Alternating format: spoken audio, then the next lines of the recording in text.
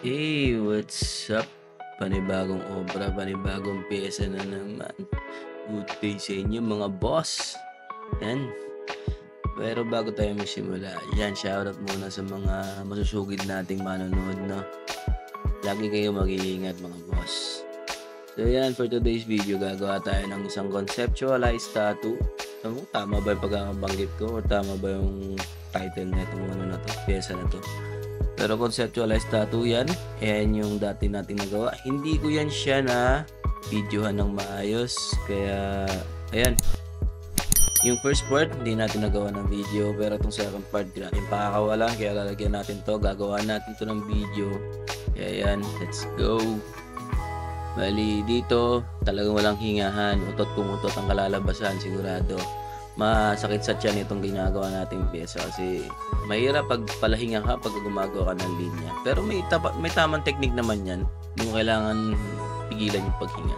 Meron sapat at tamang technique para ma-survive mo yung isang linya nang nahinga ka. Pero syempre, ako bilang dun ako sanay. Syempre, yun ang i-recommend ako sa inyo. Pero dito, dapat tama yung needle na gagamitin. Kasi once na hindi tama ang needle na ginamit mo dito, make or break, baka mamaya ikasira din ang pyesa mo pag hindi tama yung needle na ginamit. And dito, nagkukos din ng shaky line kapag yun nga, hindi rin tama yung needle na ginamit mo. Kasi meron ka manipis na linya, babanatan mo ng makapal, malaki ang chance na mag-shake siya. Minsan nasisisi natin yung mga kamay natin kapag nagkakaroon tayo ng shaky line, or minsan sisisi yung kliyente kasi malikot. Pero minsan nagkakaroon din ng problema doon sa needle. Mapapansin yan, maobserbahan yan. Pala obserba kayo sa mga ginagawa ninyo. Ako kasi naobserbahan ko yan. Pag maling needle lang nagagamit ko, malaki ang chance na nagkakaroon ako ng mga shaky line. Yung mga pilit, kumbaga tawagin ay pilit na needle. O yung kumbaga wala na akong choice, wala na ako na itong size na to, kaya ito na gagamitin ko.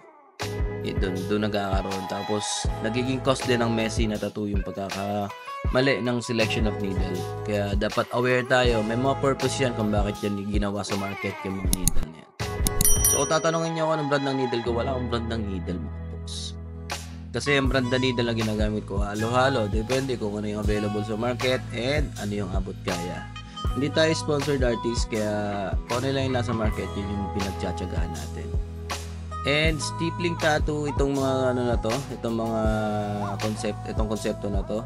And may mga part talaga na kailangan ko siyang i-stippling, may mga part na kailangan ko siyang gamitan ng tuldok, may mga part na kailangan ko rin siyang gamitan ng shading. Pero syempre, doon tayo magre-rely doon sa magiging outcome niya. Kasi baka mamaya pilitin natin mag-stippling, hindi pala babagay doon sa ginagawa natin. Doon tayo laging magre-rely kung anong ginagawa natin kasi talagang doon dapat hahango sa kagustuhan ng kliyente natin. And may mga pagpapaliwanag lang tayong ginagawa kapag kasi client may mga gusto dun sa pyesa at kailangan hindi mawala.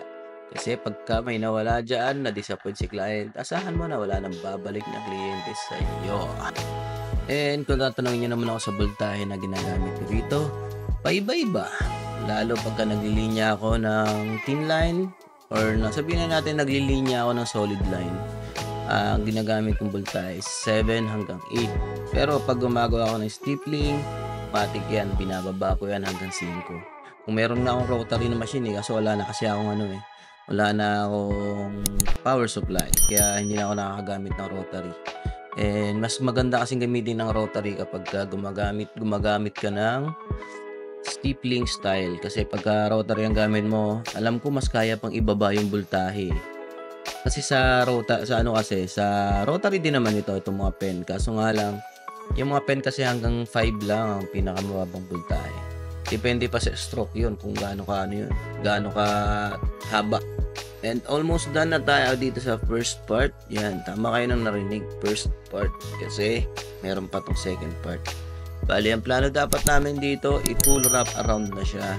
Kaso nga lang, hindi yata kakayanin. Kaya stick tayo sa plano, dun tayo sa kung ano lang yung magagawa natin. At ayan yung finished product nung una nating gawa. Kita nyo naman, namumula-mula pa. Ibig sabihin, masakit. Diba? Kaya proceed tayo dito sa second part. At ito na yung second part. Bali yan, balance. Balance with brain and heart. Tama ba? Oo, tama. Brain yung sa taas, heart yung sa baba. And ini-spread out na lang namin yung mga thunder, 'di ba? Yung mga thunder, ni-spread out na lang namin. Sinabi ko sa kanya, i-freehand na lang natin yung thunder kasi at least kahit paano, mas magandang gawing freehand para spread out talaga ng totoo. Yung talagang kung saan makakarating yung freehand ko, mako-cover na natin yung buong lower arm niya.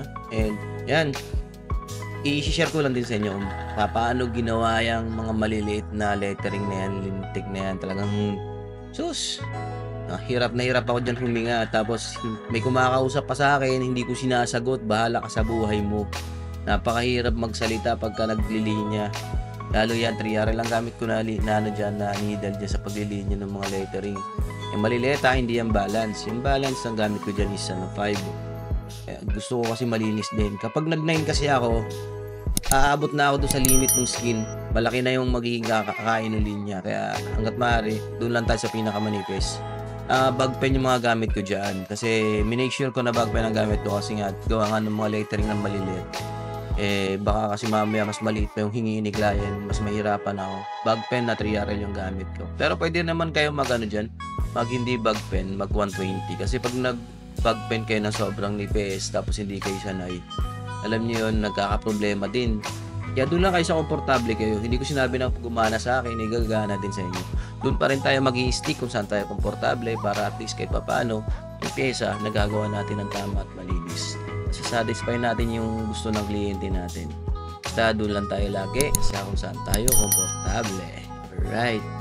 So yan, mabilis lang tong mabilis lang tong video na itong pang cover niya, pang sarado niya.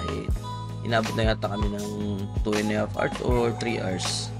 Kasi hindi naman ako masyado nag-effort dyan kasi nga freehand. Alam niyo naman, pag freehand, syempre utak na natin ang pinapagana, hindi na yung reference.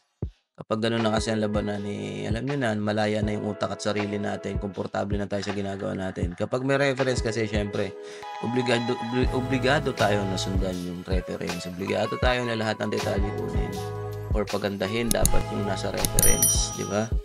Kaya yan, talagang limot na yan. Bahala na si Batman dyan. Masakit na talaga dyan kung doon sa part na yan, yung sa may alak-alakad natin. And yan, dinugtungan na lang din namin ng dinugtungan na lang din namin ng zodiac sign niya. Yan. Para lang mabuo kasi may bakante pa. Sabi ko, ang pangit pag sobrang spread ng nung kidlat, baka mamaya magmukha ng puro kidlat yan. So yan, to make the long story short, ito na yung finished product natin. Inyo na lang sana ang pagtamutan. Perfect.